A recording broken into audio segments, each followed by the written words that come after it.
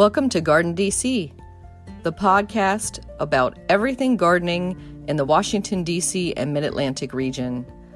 I'm your host, Kathy Jentz. I'm the editor of Washington Gardener magazine, and we're aimed at gardening enthusiasts, people who grow everything from edibles to ornamentals, natives to exotics. If it grows in our area, that's what we talk about.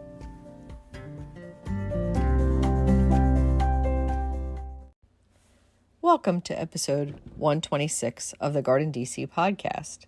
In this episode, we talk with returning guest Gregg Tepper, senior horticulturist at Laurel Hill, all about garden cemeteries.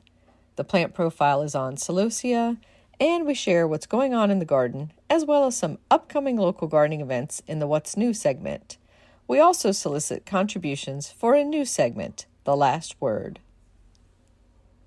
This episode, we're joined by senior horticulturist Gregg Tepper of Laurel Hill. Welcome, Gregg. Oh, thank you, Kathy. Glad to be here. And I should note that Gregg is a returning guest of the GardenDC podcast. You were previously on episode 50, and you were talking about deer-resistant native plants with the book that you co-authored on that topic, and the co-host or co-guest was Ruth Rogers-Clausen. Yes, indeed. And today I'm going to be able to also touch on the deer herbivory issues we are challenged with at the cemetery. So. Yes, definitely of interest. So our overall topic today is garden cemeteries, and I've kind of have a subtitle for that, the first urban parks, or maybe we can even say the first public gardens. Indeed. And these cemeteries, of which Laurel Hill, the two locations are one, were also what was known as rural cemeteries. And I can explain why when we get into it. Yeah, let's dive into some of that history. So what I had been doing some research on was 17th, 18th century garden cemeteries. And that was because the downtown urban cemeteries became kind of, I don't know a polite way to say it, untenable. That they were not pleasant places to be, so that they then located their burial spots for their loved ones usually on the highest part of town. Is that what you found in your research, Gregg? Well, it's interesting because that would make sense for sure. You would not want to have people being buried where the soil is wet, especially right after a spring thaw when you have to bury people that have passed in the wintertime. So yes, definitely high grounds. And Laurel Hill is just such a cemetery. It's on the banks of the Schuylkill River, but quite a distance above on a large hill. Both properties. We have East, which is in the East Falls section of Philadelphia, and we have West, which is in Ballard-Kinwood, Pennsylvania, both on the upper banks of the Schuylkill River. And beautiful views of that river from the cemetery. Yes, especially at East. At West, you don't see the view as much except for in the wintertime. However, at East, the signs of the hillsides are actually terraced, and that was intentional so that people that would be buried with loved ones would come to see them. They would have a beautiful view of the Schuylkill River. So, yeah, it's something, Kathy, because in the city cemeteries, they filled up. And that was another challenge. If you may have a church with a graveyard there, and the graveyard could only accommodate so many people. And so it got to a point where they needed to really move cemeteries outside the city. And Laurel Hill was one of those types of cemeteries. It originally opened in 1836 as a rural cemetery. And at the time, it was truly rural. It was out in the farmland. And when people would come to visit it, it was a wonderfully delightful respite from the city congestion and smell. And out in these rural areas, it was hilly, and these rolling hillsides, fresh air, and it was a delight to not only pay respects to loved ones, but to see the beautiful architecture in the monuments and stones that were part of this, as well as the gardens. and the plantings that were on this on the site. So that's what made them so, I would say, just really attractive to people from the city. Mhm. And I think, modern, civilization, we forget that there wasn't AC back then. So, the other probably attractant was being up in the hills and a little bit of breeze and some shade or trees planted there. So, I always wonder, garden cemeteries often have beautiful tree collections. A lot of them are certified as arboretums today, but were some of those trees um gravesite or post? And of course, they're still planting new ones today, but did they pick the locations because of those beautiful trees is what thinking chicken and egg type thing. Yes. So the best way I can describe, naturally, my experience is with Laurel Hill East and Laurel Hill West, the two locations outside of Philadelphia, in the Philadelphia area. And so, what Laurel Hill started as in 1836, as I mentioned, a rural cemetery, and it was much more than just a place to be buried. If you think about it, in 1836, there were no city, state, or national parks. Mhm. So this was not only a place for people to be buried, but it was a place for the public to enjoy a park-like setting.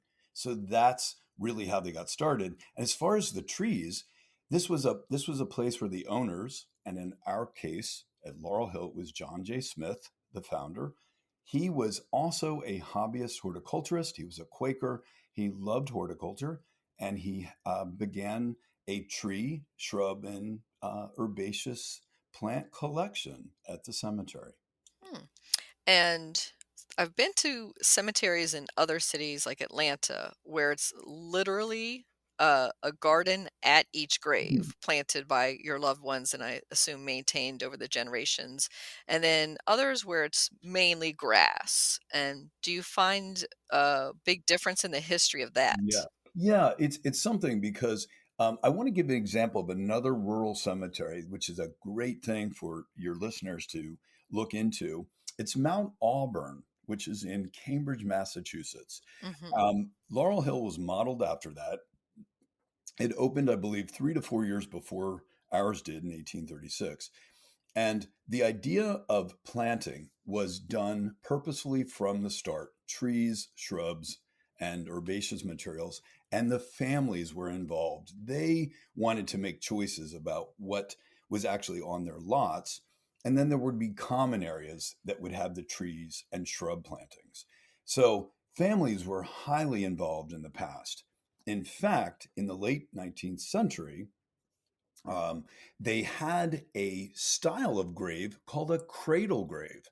And you would say, oh, cradle, that means it's for babies or death of Mm. children. It's Hmm. actually not. It's just a style of the monument. And so there's a headstone and a footstone. It looks like a headboard and a footboard of a bed. And then there's coping that held soil above the soil surface that was already there. So you could do plantings on your loved ones' graves. And that was, we call them garden graves or cradle graves today. Yeah. So as far as the tree collection, yes, many of our modern cemeteries are also arboreta. They have an amazing tree collection. And if you think about it, these once rural cemeteries are now in highly populated areas of near cities, and these areas are beautifully laid out. They're like a sculpture garden. They're also an urban forest. These are places where trees exist and shrubs exist. And with trees and shrubs, naturally you have people coming in to enjoy the layout. But there's also the wildlife benefit. Hundreds of different types of insects, mammals, and birds are use these areas as habitat. So we think of our cemetery today as an urban forest. So with our planting that we do, we're planting trees for collection's sake, for sure, to have an interesting collection that appeals to the public, but also for their pollinator and wildlife benefit. Hmm. Yeah, I can imagine that, wildlife feel pretty comfortable where humans are mostly coming during the day just for short periods and then they're going back home afterwards, not, you know. maybe there's a caretaker who lives on property, but not too many humans in those early, early morning hours and those dusk hours that most of our mammals in North America like to be the most active. And I'm thinking particularly of those deer you've referred to earlier. Indeed, indeed. So we actually see quite an interesting variety of mammals and birds. So, being right along the Schuylkill River, in a river setting, I have seen osprey. I've seen different types. Naturally, we see red-tailed hawks. I've seen a variety of different types of songbirds. The wood thrush is there, which is great. Those are always inhabiting areas that have a leaf layer. And we do have some of that in our cemetery. And a scarlet tanager I saw this past summer. And what a joy to look up into the canopy and see these. So, yes, it's a very viable place for wildlife as well, even though we're there during the day. Hmm. So, one thing too, Kathy, I wanted to mention was it's really funny. I've worked there now for 3.5 years. Excuse me. And in the public garden realm and the arboretum realm, when you collect living plants, you call it a living collection of plants, right? Living collection. So I love to kid with my friends and colleagues and say, yes, I'm the senior horticulturist, and I get to build a living collection at a cemetery. Very true. And that does remind me of one of our past episodes we did with Connie Hilker on heritage roses, and Oh, that she does a lot of her rose collecting of, no longer available heirloom roses at Southern cemeteries. So that is one thing that older cemeteries are keeping alive, so to speak, maybe by accident, maybe by neglect. mhm. But there are some plant collections that you're not going to find anywhere else but at cemeteries these days. That's exactly right. And I think of some of the plants I see regularly are roses. I see tall bearded irises, typically are very long lived, different types of narcissus for sure, daffodils, and so forth. And also yuccas. That's another thing that gets planted and seems to live forever. So you will see those in a lot of our cemeteries.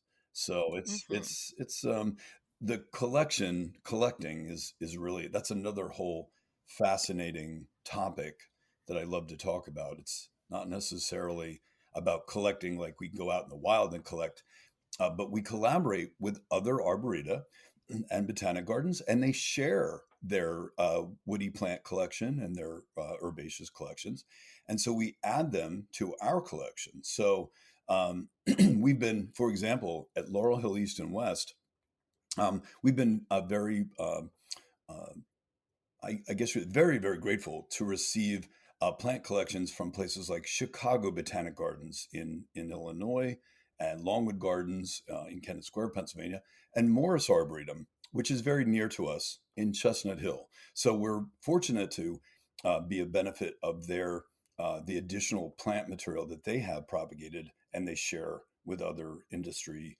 I should say, other arboreta like ourselves. Hmm.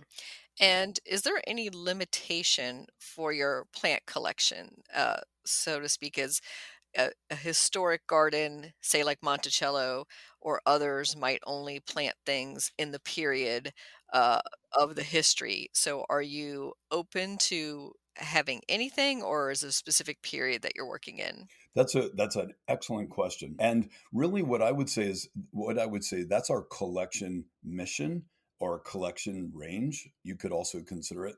And so our focus, collection focus. So I would say our focus is really on offering trees and shrubs and herbaceous plants that do well in the Philadelphia area. That's really probably our focus. Ones that will thrive there, even with climate change. Naturally, things that would had perhaps in the past not been hardy there, we're finding able to grow now. Things that were zone 7, zone 8 are actually becoming and are able to endure the winters in Philadelphia. And so we have definitely expanded that. But as you come into the cemetery, and I was so delighted to have you with the Garden Communicators event that time to see the medallion garden.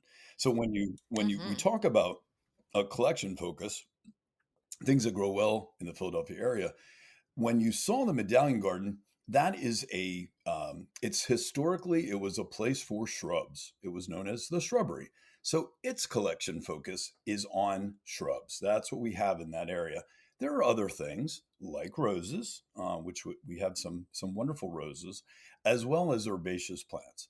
So, but our collection focus there is on shrubs that are unusual, unique, and also that are in proper scale with the size of the medallion garden as it is now.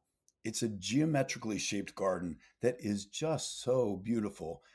And so our focus is on putting in shrubs and excuse me, that do well in the Philadelphia area, but also tend to be either compact or dwarf.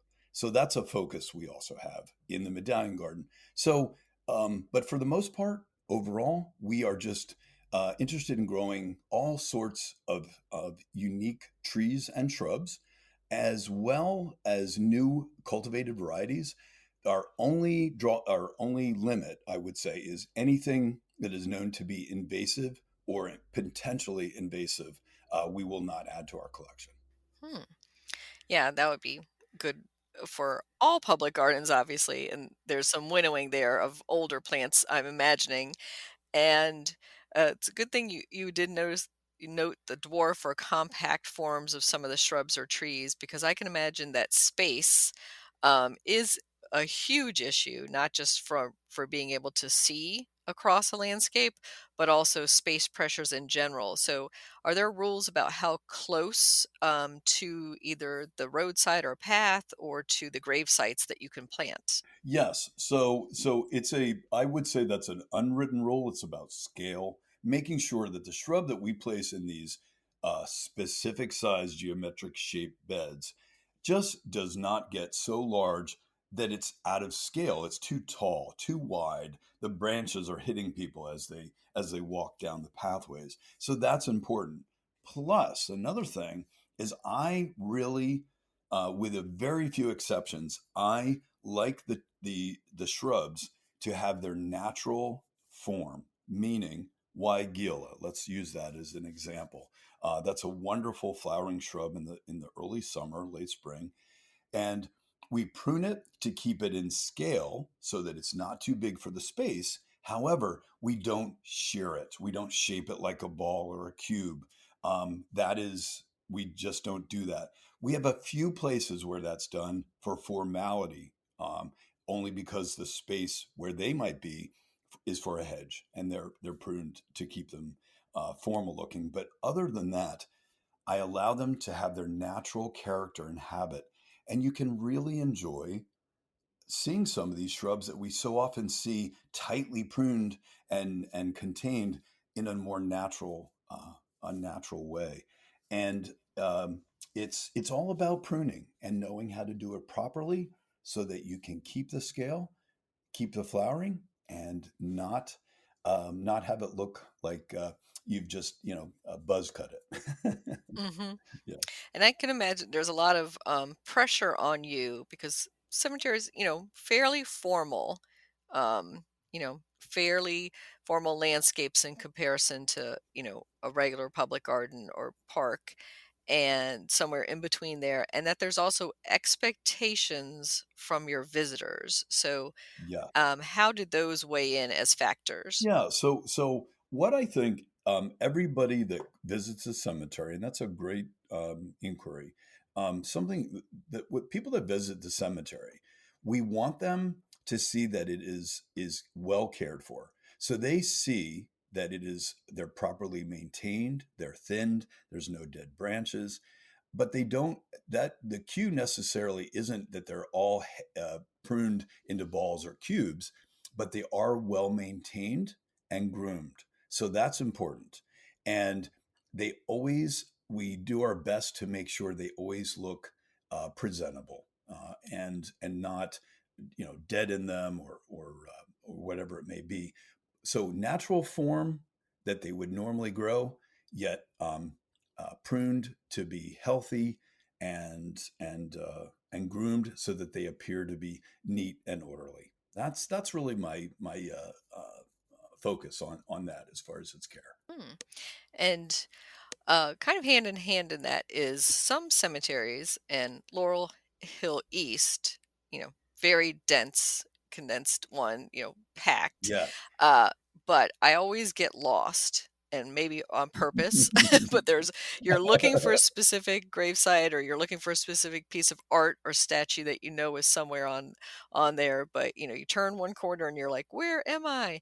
So, how long did it take you at both sections of Laurel Hill to get your bearings? So I learned very great question too. I love these questions, Kathy. These are awesome. The it took me, let's say, I'm going to say about 6 months to a year before I felt like I could really navigate the cemetery. And this is Mhm. what was the key for me: picking reference points, knowing that, oh, here's a mausoleum for the Shadowald family, or here's the Smith mausoleum. I knew that if I made a right turn at the Smith mausoleum, it would eventually take me to the western part of the property and so forth. It's like getting to know a new town when you live there, the roads and so forth. But it did take me quite a while, and now, and I have to say, my coworkers would agree. When we make reference to something, we'll say, "Oh, you know where that Japanese maple? It's the one at the Porter. It's next to the Porter Mausoleum, just behind behind the Gentz monument. You know."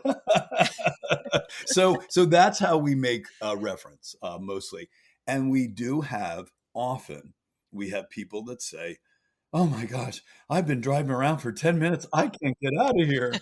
And so so Exactly. we either are really good with our directions, or we just say, "Let me hop in my vehicle, follow me, and I'll take you to the exit." And so yeah, there is definitely that.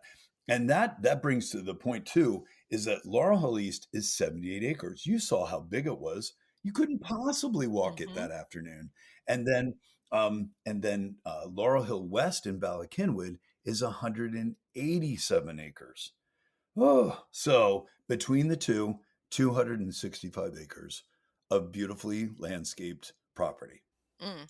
Yeah, there are some, thinking in town of Washington, D.C. here, we have Arlington National Cemetery is 639 acres, and there's a lot of straight lines, but there's a lot of hills, and I just always have to keep my bearings as to where the river is. Like, the river is just Yes. north of you. The Potomac. Right, Yep. right. Yes. Mhm. Thank goodness for the rivers. Those are also points of reference. Exactly. And also south, north. Yeah. And Arlington. Mhm. Wow. I went there when the American Public Gardens Association event was there, Kathy, and I was it was humbling and very very emotional as well, and also incredibly impressive. Mhm. Yeah, their tree collection is incredible, and you just how well run the place is. It's just, like the military. You gotta you gotta keep it in check because there's so many visitors coming from all over the world at the same time as it's an active burial place. And so there's cemeteries, you know, coming in and out that there are ceremonies going on all the time. So back to Laurel Hill, I want to give you a little bit of time to talk about the discrete garden areas. So we talked about that shrubbery and also any new additions that you're making to the landscape. Yes. So at both properties, I'll start with Laurel Hill East, the one in the East Falls section of Philadelphia. Um, we have several things going on simultaneously. So in the fall, we plant roughly each fall a additional 2,500 daffodil bulbs. We have a contractor that plants them for us. It's a special mix that DeVruman Bulbs does for us of 5 cultivated varieties, beautiful colors. And so Laurel Hill mix gets planted each fall. And then we also, at our gatehouse, our main entrance, We have a pollinator garden that's outside the entrance, and that pollinator garden is 25 different plants, of which 23 are native. So it's we have that. You walk in the gatehouse, and I think, as you remember, there is a rock garden, Mhm. and it's I know I build it, so I'm gonna, of course, be excited about it. But it is really cool. It is so unique, and it's a beautiful reflection of sense of place, and I'll tell you why. In the rock garden, not only do we have cool bulbs and rock garden plants, plants that stay small or need well-drained, full sun conditions, but the whole rock garden is comprised of Wissahickon schist. Wissahickon schist, there's a Wissahickon creek nearby, and the Wissahickon schist is a type of substrate rock that is in that entire area. It's often unearthed, and it was used as the foundations in the early days of the cemetery for the large monuments. So Wissahickon schist was what was used.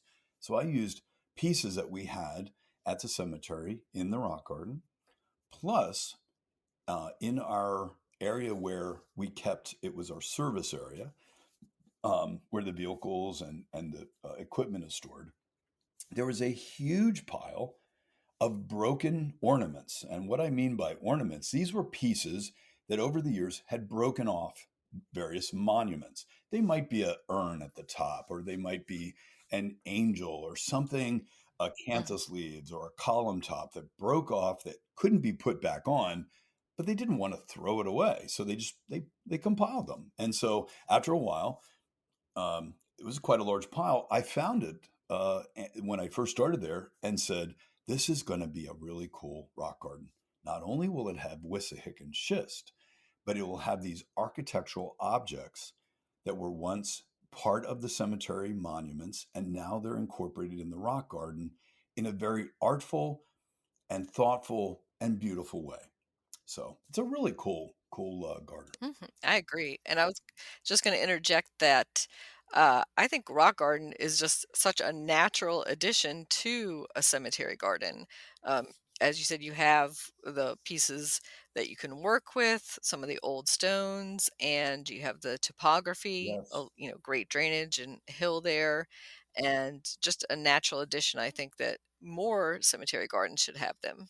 Agreed. Yeah, yeah. It's a really nice way to offer a unique types of plants, and there's rock gardens allow people to kind of wander through them and check out the plants from above. Often they're dwarf plants or smaller plants, but unique things that you don't see in most herbaceous garden beds often. So yeah.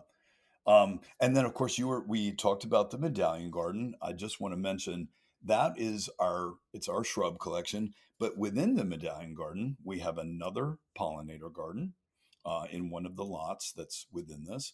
Plus, we have a dwarf and miniature conifer garden to show the public what kind of dwarf and miniature conifers can be grown in the Philadelphia area.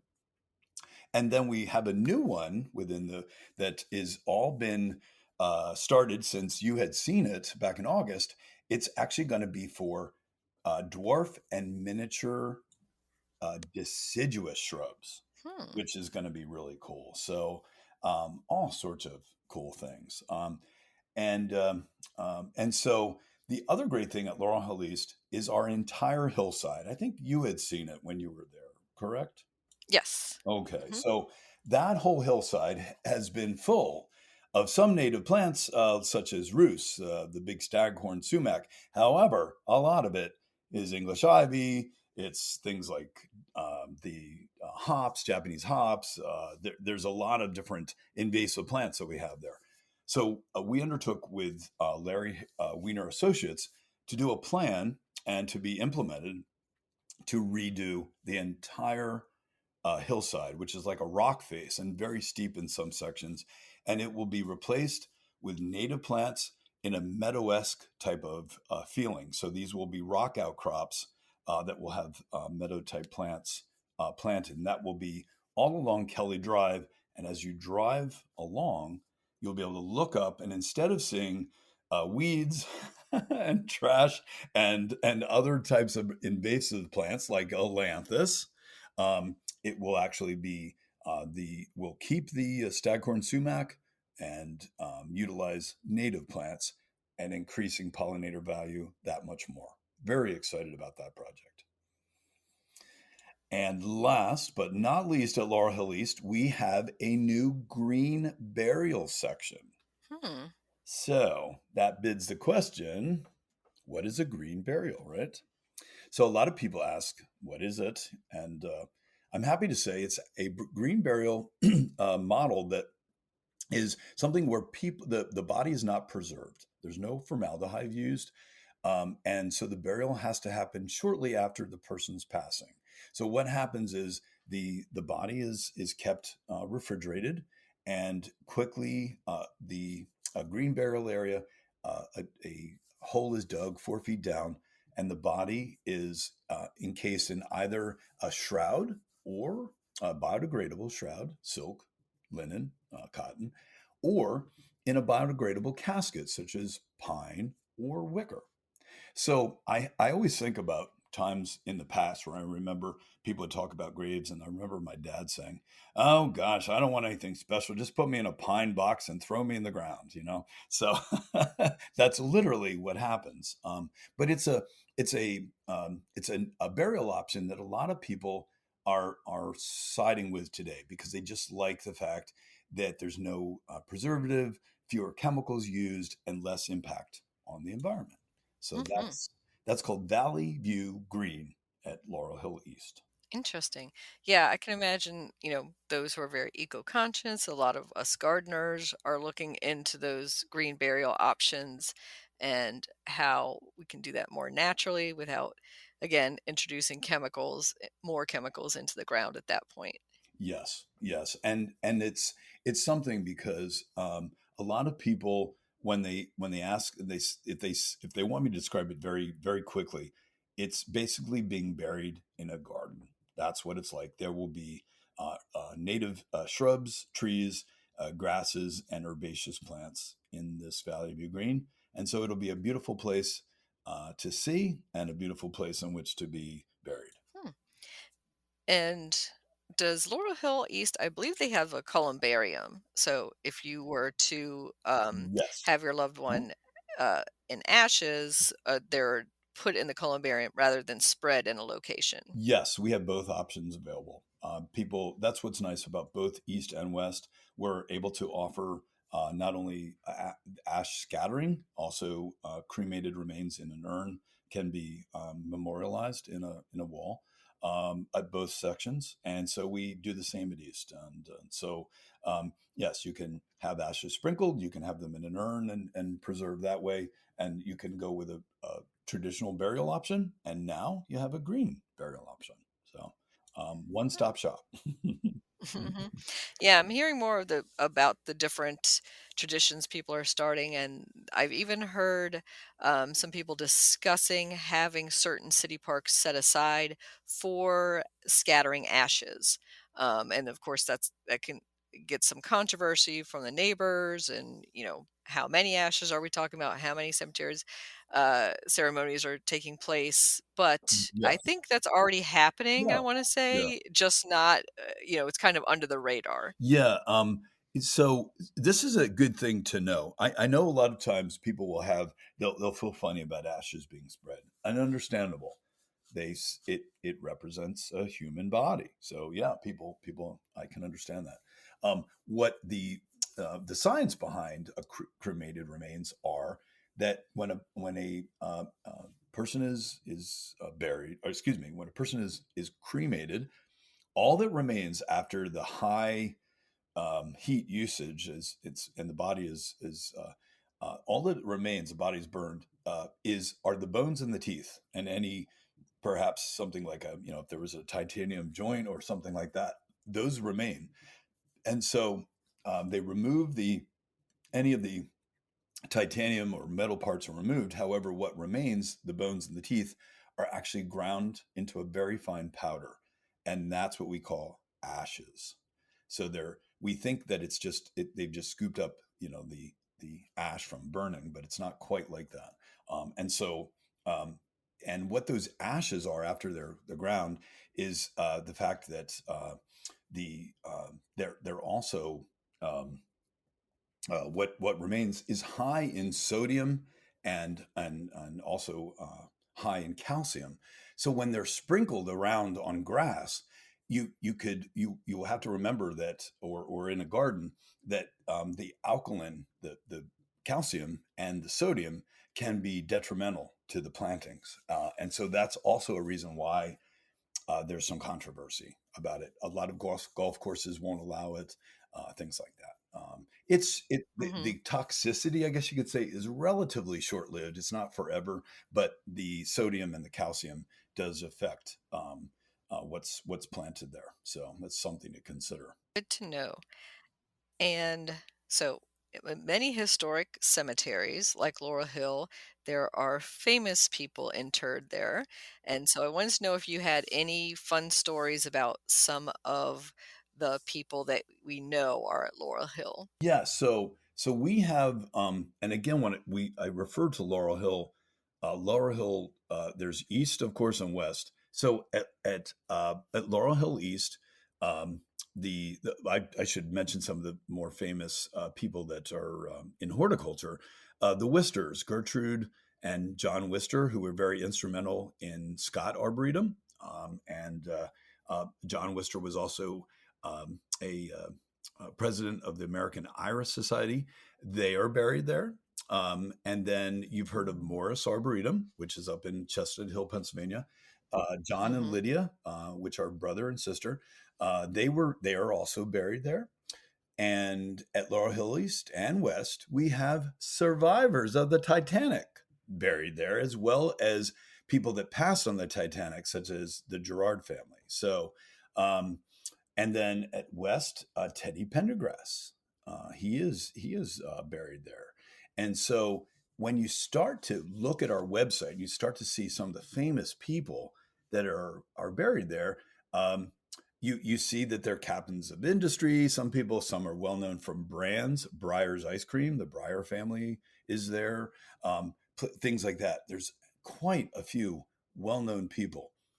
And honestly, Kathy, people ask me all the time, do you ever see any, like, supernatural? And I have to say, I have not. Hmm. All I experience there is a beautiful, peaceful, and tranquil place. It really is. I've never felt anything like that. I just haven't. Yeah. I like to think the spirits are happy because we're taking care of the grounds and making it look beautiful. Hmm. I would agree on that, and then I think that the spirits, if they're going to haunt any place, it's usually the place that they resided in, Yes. um, not the place that they have laid to That rest. makes sense. Correct. Yes, Hmm. exactly. So that does bring us to the new trend, which is an old trend because nothing is new, right? everything is Exactly. just everything just has a new name to it, and the new name is cemetery tourism Yes. or cemetery tourists. So, do you see an uptick in visitors these days? Yes, we do. So for two, there's reasons why, large reasons why. But first of all, COVID. So people found that they needed a place to go. They were inside. They wanted to be outside and safe, and the parks were filling up. They really were. So the cemetery was found by most of the public to be wonderful places to really be able to spread out, safely social distance, be outside, fresh air, walk the dog, jog, do the things that they want to do, that gave them a feeling of some normalcy during such a stressful and crazy time. So that's one of the things that was hugely helpful with that. I mean, that was really something. But we have people. We have great programming there. The programming is so cool. So, Kathy, can you imagine watching, let's think, Young Frankenstein. What a Mhm. great movie that is. We actually show movies on this large inflatable screen, and people can bring snacks and their lawn chairs and sit and watch a movie in the cemetery.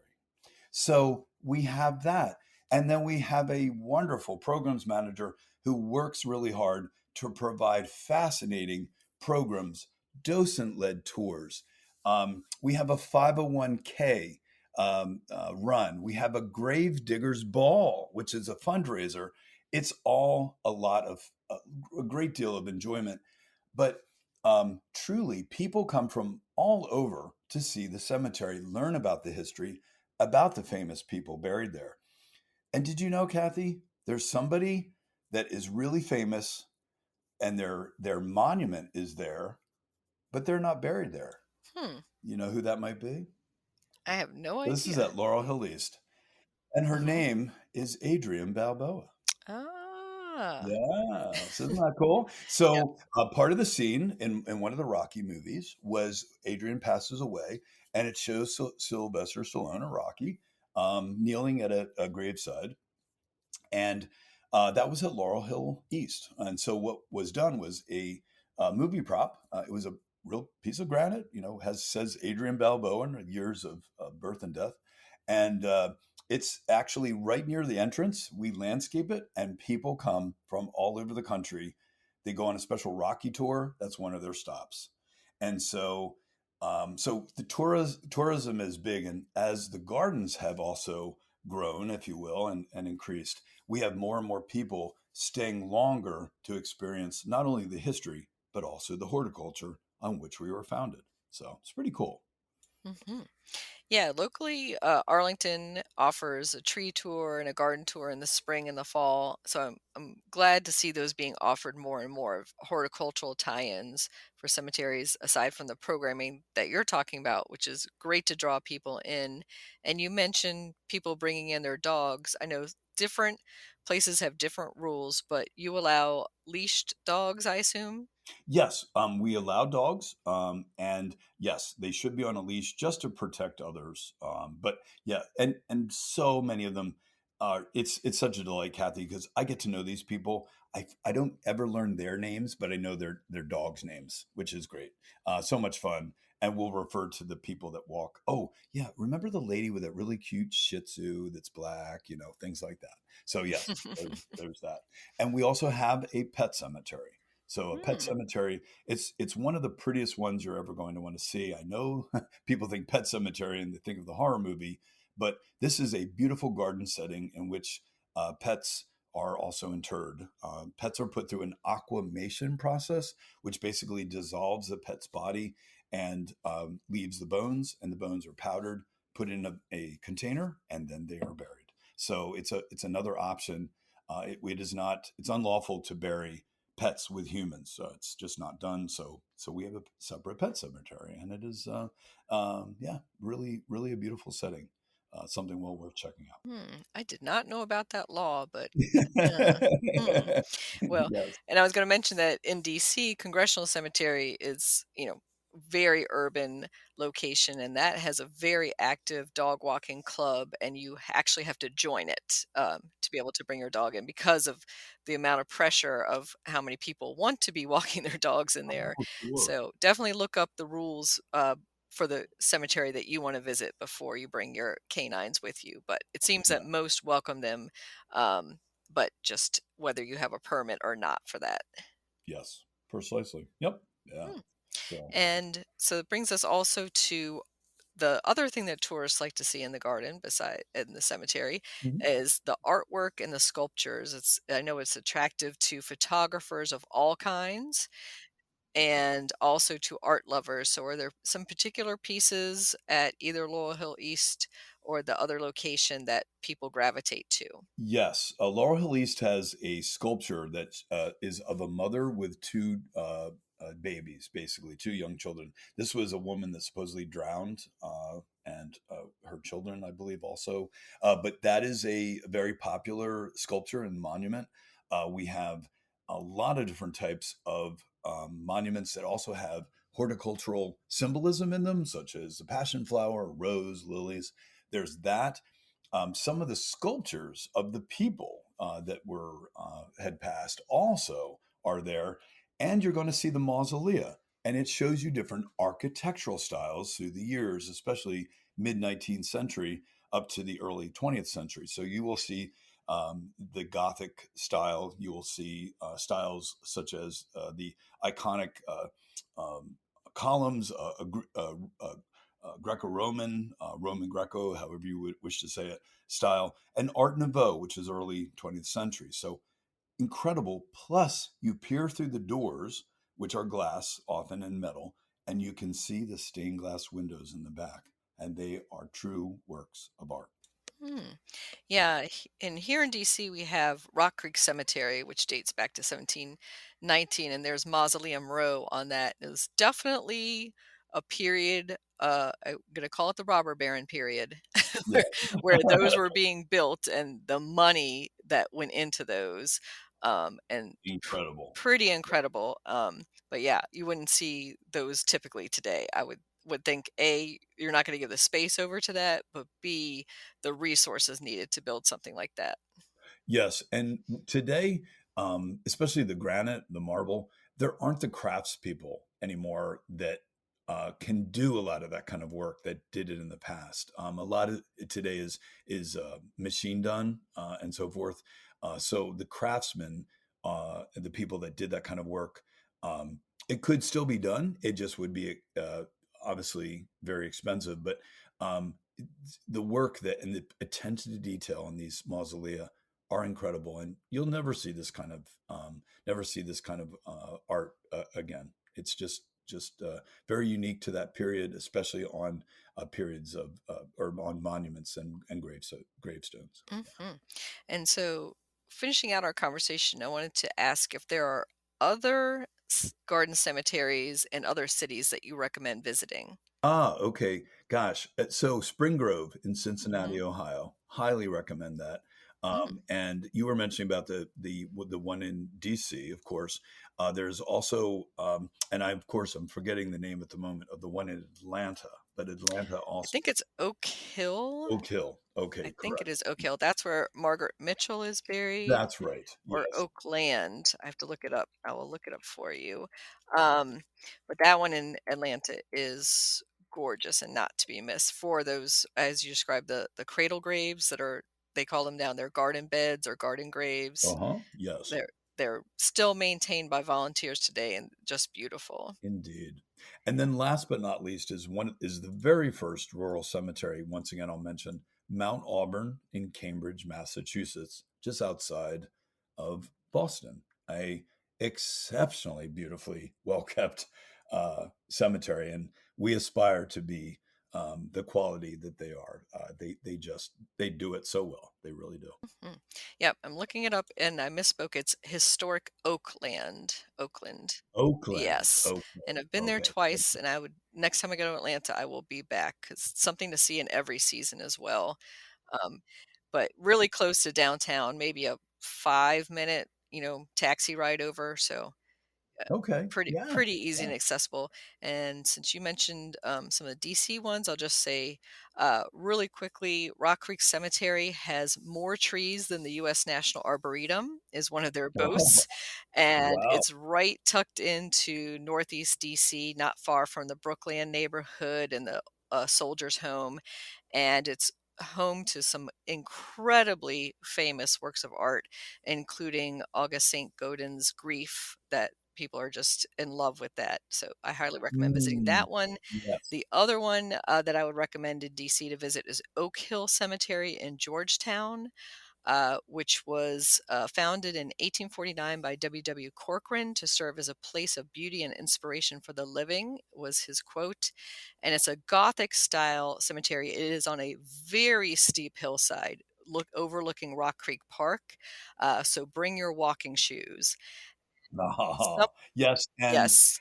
I can't forget, Kathy, the Hmm. other thing I must mention, how could I forget, besides Mount Auburn and Spring Grove in Oh, yeah. Cincinnati, there is Greenwood in Brooklyn, New York. Oh, yes. Amazing, Yep. amazing, amazing. Definitely something to see. You don't have to be into graves at all, just go there for the views and the Just for the views of the city and looking back and exactly, over the waterway, and yeah. So, same thing at Oak Hill, you're overlooking Rock Creek Park, and you're seeing, famous names buried there that you would know from history, including Confederate spies and the Washington Post publisher Katharine Graham, so, you'll recognize a lot of names on a lot of tombstones. indeed, Hmm. indeed. Yep.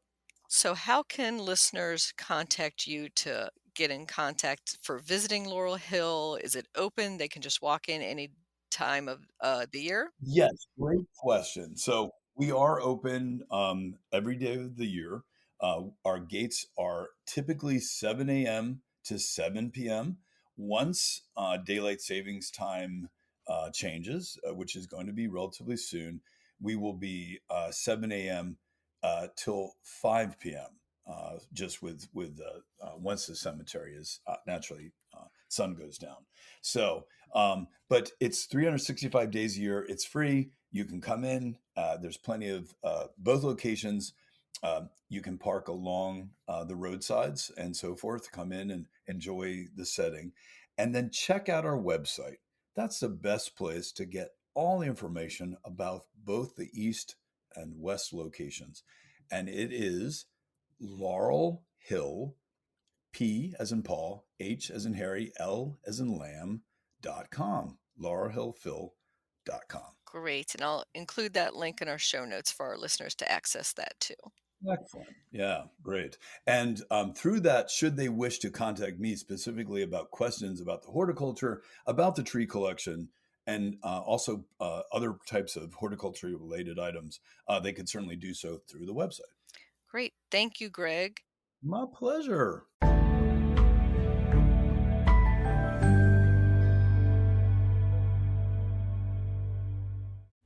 Celosia plant profile. Celosia, Celosia argentea, is an annual flowering plant in the amaranth family that is also known as wool flower or feather coxcomb.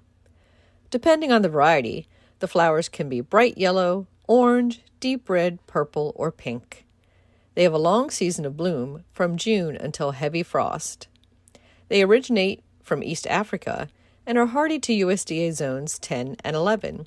So, in most areas, they are started by direct sowing seeds or transplanting seedlings after the threat of frost is gone in spring. Celosia will self-sow and return year after year in the same spot, if you let them. There are 3 major forms of Celosia blooms. The spicata are very narrow and candle-like. The plumosa are flame-like, and the cristata are broader and can form into interesting shapes like coral or fans. Celosias make sturdy and long-lasting cut flowers and can be dried easily, though they lose their bright coloring and fade after time. The foliage of Celosia can be bright green or dark red. The leaves are edible and should be gathered when young and tender before the flowers emerge. They are traditionally boiled or steamed as a side dish that tastes similar to spinach. Celosia grows best in full sun and well-draining soils. It can be grown in containers or in beds. They may require staking if they grow too tall or top-heavy. Celosia, you can grow that.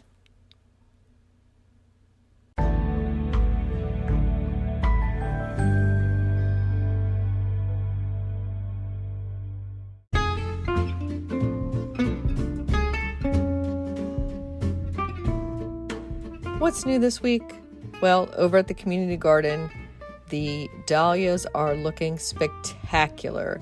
I think they've really appreciated this mild October weather we've been having. And I started another row that is parsley, and we wrote about parsley in the October 2022 issue of Washington Gardener, and it made me think, I let it kind of peter out a few years ago, and I really should restart some. I'm taking a chance. It's a little late in the year to be starting parsley seeds, but, better to try now than not at all. In the local gardening world, there are some events I want to let you know about. November 2nd, Wednesday at 10 a.m. at Brookside Gardens, and repeated on Thursday, November 3rd, in case that date doesn't work for you, is the Chrysanthemum tour, and that is showing you some of their beautiful selections inside the conservatory. Also on Wednesday the 2nd, a Gardener's Focus Tour of Specialty Mums is taking place at 2:30 p.m. at Hillwood Museum and Gardens in Washington, D.C. That is also offered again on Friday, November 4th, and you can register for that through the hillwoodmuseum.org. For the Brookside event that I mentioned, you can register for that through montgomeryparks.org. And then Thursday, every Thursday throughout the fall, really, there are noontime webinars that are free. You just have to register online to get the Zoom link, and those are hosted from Smithsonian Gardens, and you would go online to gardens.si.edu, and then you'll see under the Learn tab and Let's Talk Gardens.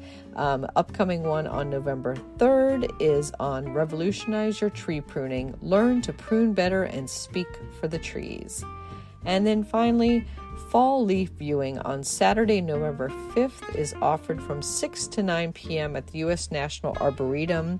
This is the Japan America Society of Washington, D.C., taking place in the National Bonsai and Penyang Museum. And they're doing some fall leaf viewing in appreciation of the changing seasons and Japanese culture. The event features an introduction to Japanese haiku poetry, tea ceremony, sake tastings for those 21 and over, and a traditional koto music. Tickets cost $30, and you can register for that through the Friends of the National Arboretum fauna website. Happy gardening!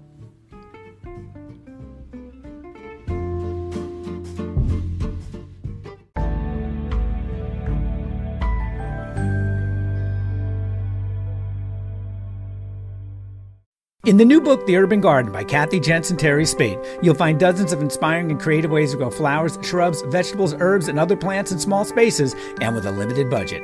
Whether you want to grow on a balcony, rooftop, front stoop, or a tiny urban patio, turn your growing dreams into reality and build a gorgeous and unique garden that showcases your personal style while still being functional and productive. With the ingenious ideas and resourceful tactics found here, you'll be maximizing yields and beauty from every square inch of your space while also making a lush outdoor living area you'll crave spending time in. Whether you're growing edible plants or beautiful flowers, the 101 amazing growing ideas found in the urban garden will turn your tiny urban yard into a treasure trove of green you'll be proud to share with family and friends. Buy your copy today at your local retail bookseller or order it online now at Amazon.com or bookshop.org.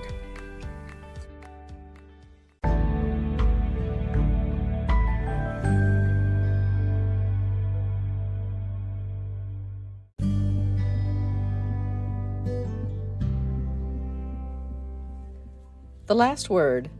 You are invited to submit the last word on the GardenDC podcast. This is a new segment we've added, and I'm looking for diverse voices to contribute to it. We're looking for observations and opinions on anything garden related. You can talk about how much you love squirrels or hate weeds, or vice versa. Maybe you feel strongly about a new plant introduction or a garden practice. Really, anything goes. Perhaps you've already written a blog post, article, or essay that you'd like to share. Start it off by saying, "This is the last word on your topic of choice by your name." Feel free to mention your job title and place of work if it's garden related, and you can mention your social media links. Example, "This is the last word on squirrels by Joe Smith of the ABC Gardening blog." Tip, it helps to type out what you plan to say, then read it out loud a few times before you hit record. Please keep it between 2 and 5 minutes long. To record it, save it as an MP3 file. This is easy to do on your smartphone's voice memo app and any other digital recording program or device. To submit it, send the file to me, Kathy Jentz, to my phone at 240-603-1461 or by email to kathyjentz@gmail.com. Put last word in the subject or message line. Thank you.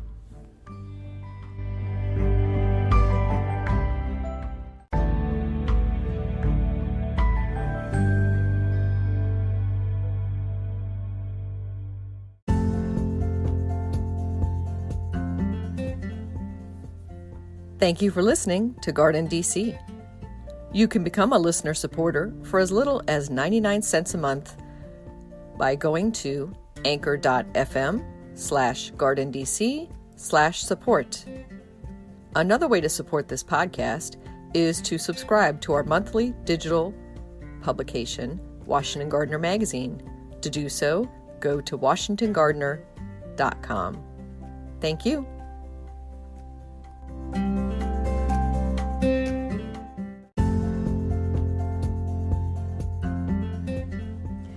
You can find Washington Gardener online at washingtongardener.com, on Twitter at WDC Gardener, on Instagram at WDC Gardener, and on Facebook.com at Washington Gardener Magazine.